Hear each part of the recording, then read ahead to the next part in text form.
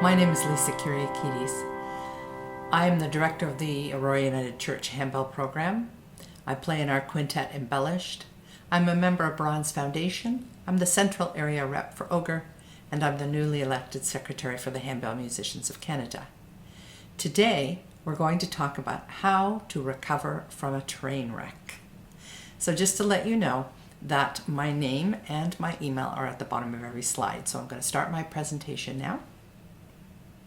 So how to recover from a train wreck. So you know that there's been a movement for the last, say, decade with the t-shirts that say stay calm and carry on, and then people have done different things, stay calm and play golf, or stay calm and ride a horse or something. So ours is going to be stay calm and have a plan. So what is a musical train wreck? So I looked it up on the internet to see what they say. Here's a couple of definitions. When the parts of an ensemble collide because musicians are not playing together, or when everything comes off the rails, someone misses a repeat, skips a bridge, and so on. Of course, musical train wrecks can be smaller. They can be simply, they don't necessarily have to be the whole ensemble, they can be your train wrecks. So let's talk about the causes of train wrecks. Common one is that you turn the page and suddenly you realize you've turned 2 or more pages at once. You get lost in your score. You miss an entry. You play the wrong bell. You have the wrong bell in your hands. Objects fall off the table, mallets, binders, or bells. There's distractions coming from your audience, say a baby yells out, or your spouse suddenly gets up and leaves in the middle of a performance.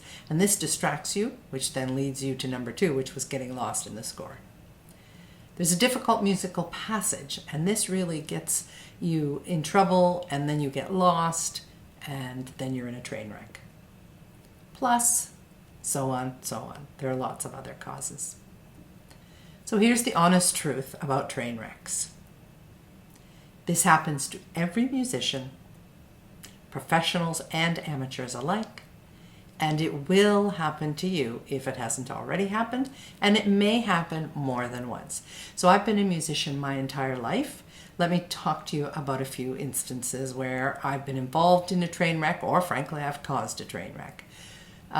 So I was in a choir with about 80 to 100 people, and we were singing a Bach fugue, and the sopranos were supposed to enter, and we were the first group to enter, and then the altos, tenors, and basses were also to enter in their fugue. And the sopranos did not enter, myself included, and then that threw off the altos, tenors, and basses, and then eventually no one was singing. The pianist continued to play, the conductor continued to conduct, but for pages there was no singing. Another example is when I was playing with some bell ringers, and one of the people in the choir, their binder fell off the table.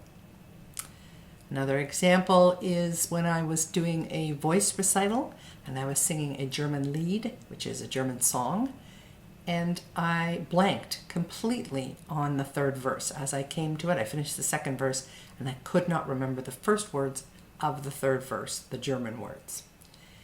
Another one was where I was playing, and I was playing 4 in hand in a very difficult passage, and I was supposed to pass some bells that were in my hand to my partner, who was standing beside me, and I got so involved in what I was doing and the technicalities of everything that I failed to pass the bells to my partner.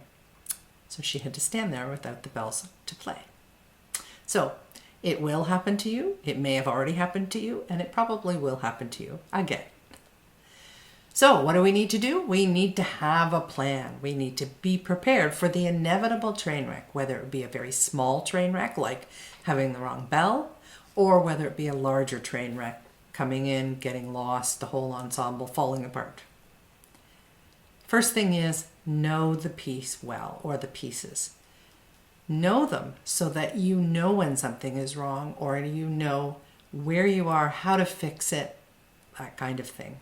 So know the key places where you can easily jump back in, whether it be where the chimes come in, or there's a key change, or the melody comes back, or there's a chorus that comes back, something, a cue that you can hear, you're like, aha, I know exactly where we are, and jump back into the piece. Prepare for future problems, tricky page turns or sections. So if there's something that's really troubling you in a section for your part, obviously you're going to practice that more. But one thing you can do is also practice what happens if you flub up that section, how you keep going or get back in. So prepare to make a mistake. If you don't make a mistake, fantastic. But if you do make a mistake, you need a plan in order to get back in. Be confident in your part so that you can carry on even if your stand partner goes off the rails. So if they stop playing or start playing something wrong, or whatever happens to them, a bell falls off the table, you need to just keep on going. Work out a system with your director ahead of time. Trust them to help you get back in. One thing you could do is if you're lost, you could stand there with your bells kind of in a stationary position and stare at the conductor. Conductors, this means you've got to get your heads out of the score. You'll notice that your ringer is not playing when they should be, and then you can work out a system. So whether you hold up, your fingers, let's say you're in bar 33, you put the 3 up, or you mouth 33, or a letter like A because you're in the A section, or B, or whatever. Some sort of system to help your ringer get back in. Most importantly, remember, it's stay calm and have a plan. You need to not panic.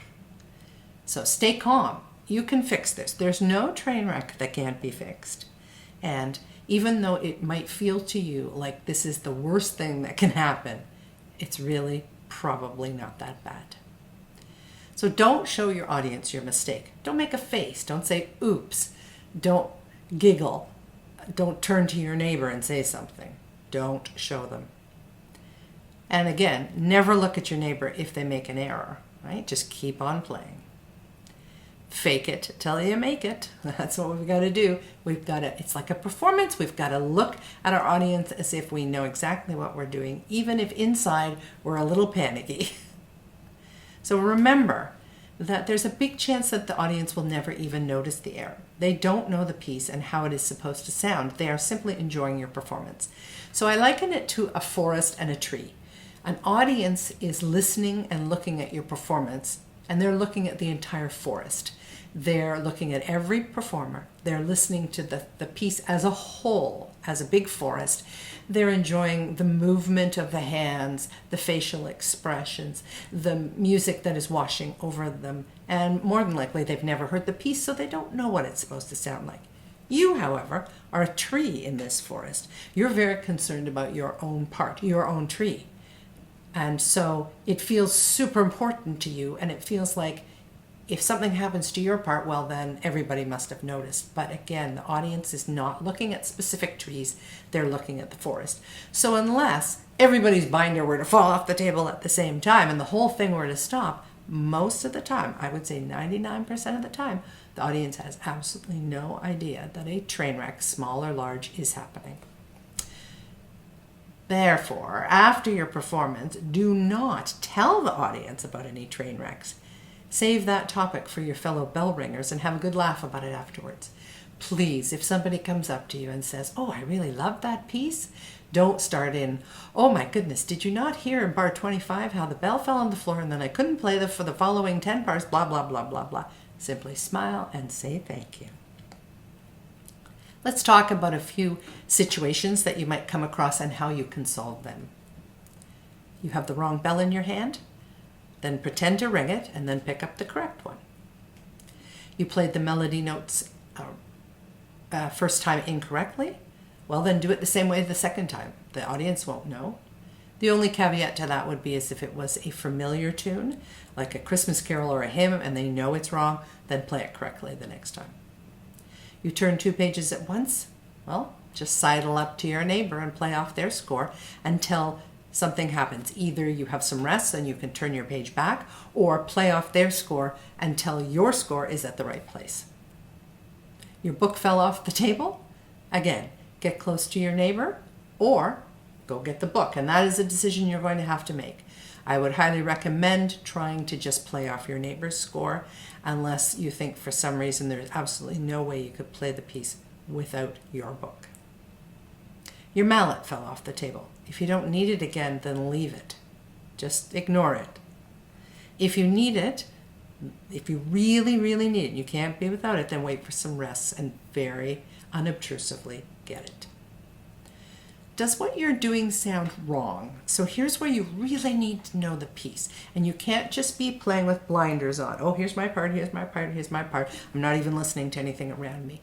You must be listening to what's happening around you. And so if it sounds wrong, then stop. Okay? Stop for a second, listen for a second, figure out where the group actually is, and then rejoin. If you're totally lost and you can't figure it out, then simply whisper bar into your neighbor and wait for them to tell you where they are. They can point, they can say, 33, but again, very short so the audience doesn't know. Don't turn to your neighbor and have a big sentence. I'm really lost. Can you please tell me where we are? No, just bar. Let them point, let them tell you. You missed playing a bell? Please, for goodness sake, don't ring it late. Just leave it. So, after this presentation, there is a Q&A that follows where we can all talk about our musical train wrecks and how to fix them. So I hope I see you there. I would be happy to tell you about my 4 train wrecks that I mentioned in this presentation and what happened, how they were either solved or what happened with these train wrecks. So I hope to see you at the Q&A that follows. Take care.